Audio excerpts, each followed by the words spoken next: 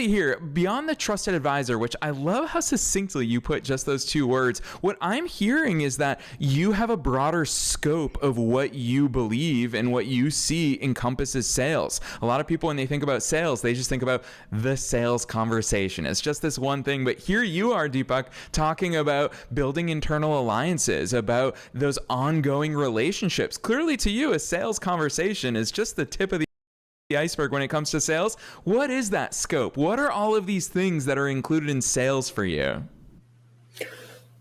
Wow, that's another hour at least. But Brian, let's go back and simplify this. Let's go back to my granddad, right? This is sales for him.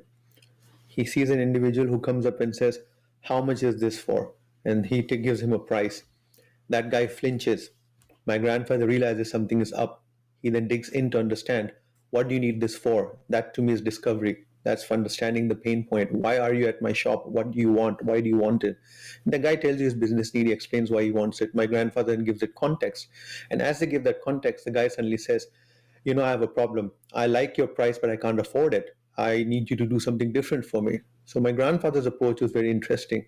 Do you give a discount up front, or do you try to figure something out? So the grandfather would then talk to them and understand, what do you do? Where do you live?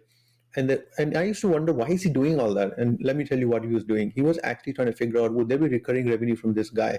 If I buy him today, will he buy again and again from me? And then he would build relationship with that family as well. His goal was, how do you buy from me for 7 generations? Just think about the brand and thought process behind that. So when you look at selling is not an event that's happening at a point in time. It is possibly a series of events. My grandfather said also one thing: treat the person who buys something from you for $10 the same way that someone buys $1 million. The guy who buys $10 buys $10 because that's all he can afford, but he might buy from you every third day. So you can still make a lot of money from you. That million guy, he's going to buy it from you once and he's going to come back after 5 years. He says, understand, you don't know. Stickiness works both ways. Respect everyone, irrespective of deal size. Show them the same passion, show them the same love, fix problems. And if you can do that very well, you're going to do well in life. And that's been always my moniker. If I am talking to Brian, who's paid me, let's say $100 an hour, or I'm talking to someone who's paid me $1,000 an hour, you will get the same respect, the same attention, the same level of, tell me more. How can I help you? Irrespective, because at the end of the day, it's a price that you and I agreed on. I cannot critique that price post facto, but I can keep respecting you for the agreement or the contract that we have, that we put in place.